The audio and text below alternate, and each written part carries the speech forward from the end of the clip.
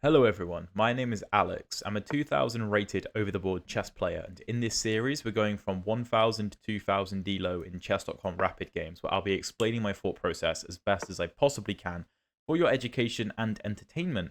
Today we're actually against a national master, and it seems like it is legit. You can't get a national master title on chess.com like in an illegitimate way. So let's see if the Vienna works against a national master. Now, I'm going to adopt this normal Vienna setup. Because of the way my opponent's played, we're going to have to delay the move f4 for a better time. And yeah, so he goes for this very thematic idea of knight c6 and knight to a5, where there is no way for me to stop him from winning this bishop. If I give a check, he'll just go c6, and after a dance, I will lose the bishop regardless. And if I come here, again, I will lose the bishop regardless. So I'm going to drop the bishop back and allow the trade on these terms so that I can open up the A file for my rook. Now, you can actually allow the trade like this. The computer likes, I think there's some lines the computer likes, like queen f3, take. And the computer basically wants to clamp down on the d5 square. I personally don't like playing like that, but that's just personal preference. And okay, my opponent goes with f5 himself. So he delays the move knight f6, and he plays f5. Now, we could counter-strike with f4, which looks relatively tempting. We could also take, but I don't really see what we accomplish by taking.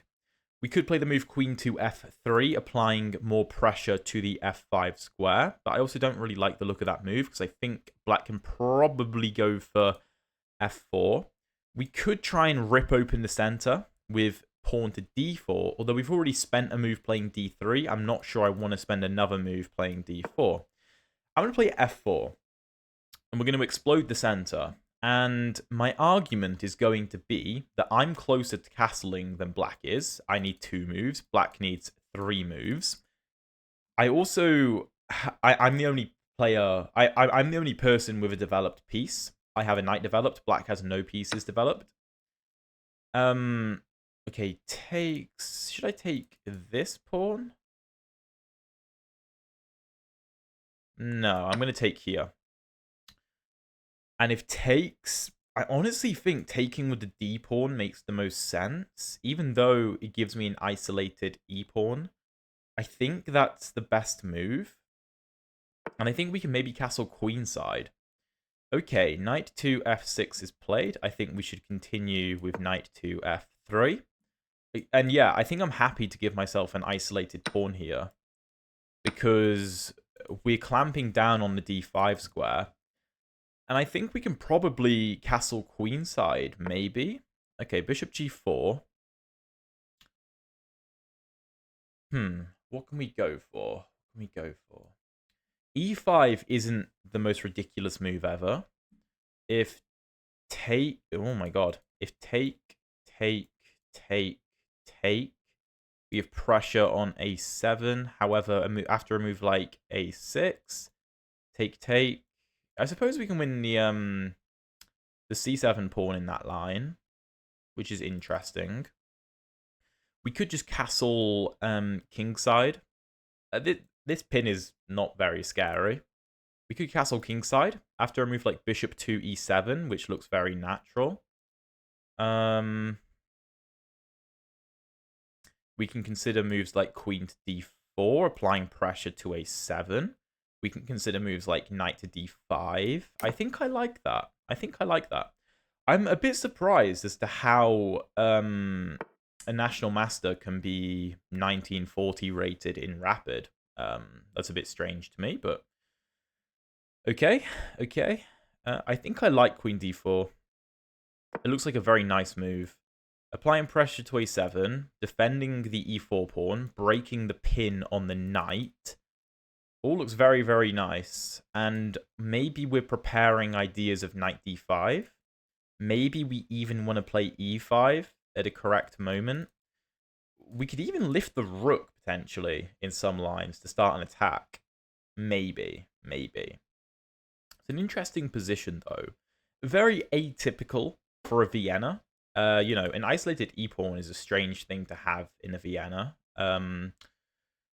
Losing the bishop on b3 and opening up the a file is actually quite common. This is a very common idea in the Vienna, but you'll only really face it against good players. Like, anyone below, I don't know, 1800 probably won't know this concept of knight c6, knight a5.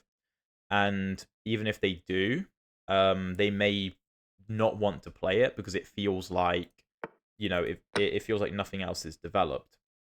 Okay, my opponent takes on f3, which is... Maybe he was concerned about knight g5. That seems like a strange decision. Now, rook takes shouldn't be automatic. It shouldn't be automatic. Because there is a very good argument to be made for taking with the pawn, going king h1, and going rook g1. There is also a very good argument for taking with the rook. And if castles, then we have ideas of like rook g3. If knight to h5, we actually have... Oh, yeah, that's a really nice idea. Queen d5 check. No, I love that. I love that. We still have pressure on a7, by the way. In many lines, we will just be threatening to win that pawn. This does look pretty nice, admittedly. We could go and grab the pawn. We could. Although, oh, maybe we get hit with c5. We do have queen a4 there, though.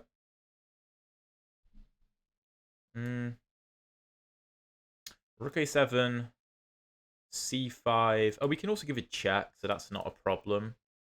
There's loads of ways out of that. We could go for the immediate rook g3, just applying pressure. Bishop to h6 is an idea. Potentially inducing rook to f7, in which case we can play a move like queen to c4, pinning the rook, which looks pretty nice. Yeah, I don't really want to grab this pawn just yet. I don't want to grab it just yet. Let's see if my opponent falls for the trap. Let's see if he falls for it. Because it looks like a great move. It's like, oh, you're defending, you're applying pressure. He doesn't, which is smart. Moves the king instead.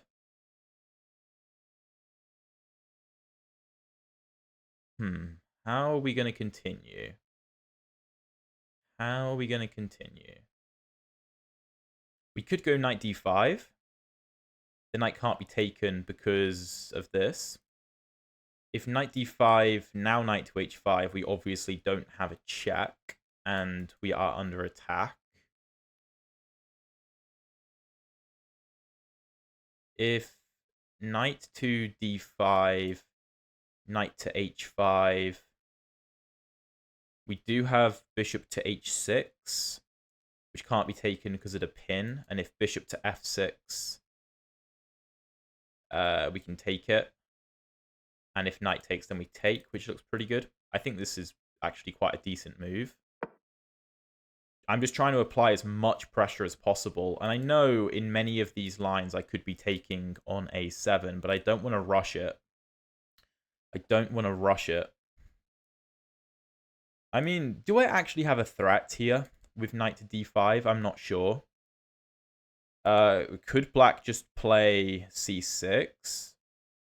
I don't think so, because I think we take the bishop and then take on d6, which should be, although maybe e4 falls at the end of that line. Okay. National Master blundered mate in 1. Very interesting. Well, that's a quick video. If you guys enjoyed, please drop a like and subscribe. I'd really appreciate it. I suppose we'll just do a brief analysis. I'm sure I didn't play that perfectly, but I want to explore a few of the ideas. And by the way, if you needed any confirmation that the Vienna is a completely legitimate opening, like, even up at 2000 plus, this is a great example of it. So yeah, e4, e5, knight c3, d6. The computer will always like d4 in these lines, or like knight f3, but I personally like bishop to c4, play it like a Vienna, knight c6, d3. And here, yeah, the way for black to fight is with knight to a5.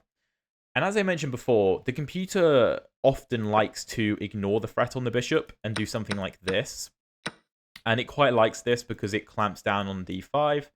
But personally, I like retreating to b3 and allowing a trade like this. It opens up the rook, and I quite like it. What I didn't account for is f5. I've never really faced that too much. Most people play it more like this, and you'll get a more common looking position. I don't know, like take, bishop b7, knight f3, castles, castles. And here, black may try and go c6 and d5. And the game goes on. Very interesting position. But he goes f5 immediately. And, whoops. I choose f4, which is the best move. He takes, I take, and knight to f6, knight to f3. Now, the computer wants to take on f5, but I thought this position was very symmetrical. There is queen f3 applying pressure, which is admittedly quite nice and something I didn't see. And if c6, ooh, we have this. But even so, this does look dangerous. This looks pretty dangerous, to be honest. But yeah, I instead went for this line, and I thought that getting the isolated e-pawn was actually quite good. And the computer completely agrees. It really likes this for white. Bishop goes to g4. Best move is apparently h3, but I decided to castle instead. Why is h3 good? If take, bishop e7. Oh, the computer wants to queenside castle. And if kingside castle... take... Oh, no, sorry. The point is that this is pinned. Okay. And if this... we just come forward. You still can't really take because of knight to f6, probably. Very interesting. I castled, though. Bishop b7. And I went queen d4, which is the best move. And I love this move because, as I said in the game, we accomplish so many things. We have pressure, we defend, we break the pin, and we have pressure. Just an overall really good move. We also gain access to the c4 square for potential checks. My opponent takes, which I felt was just a bad move. I felt like there was no need to take. But he did. And here I had to choose between these two moves, both of which were legitimate. For example, if like g takes, castles, king h1, let's just say my opponent doesn't play the best moves. Let's say like a6, rook g1. You can see how I might build up some pressure like this. And, you know, these kinds of rook lifts are serious. Although, in this particular position, I think c5 and we're in a bit of trouble. However, there is queen c4 bailing us out. However, I take with the rook. My opponent castles. The computer does want to take on a7. There is no c5 because I have queen to c4 check. But I liked this idea of rook to g3. Wait, what am I missing? After this... my opponent can win the bishop, in fairness. Although, to be honest, this does look a little bit concerning. It does look a little bit concerning for black. So I'm not sure I'd really want to play this with the black pieces. But my opponent goes king h8. I bring my knight into d5. And of course my opponent just blunders mate in 1, which is a bit nuts. Now my intention was to try and induce a move like knight to h5. This actually loses to bishop f6. And after knight takes, queen takes, rook takes, I just have 2 hanging pieces. And the knight maintains defense of g7, interestingly.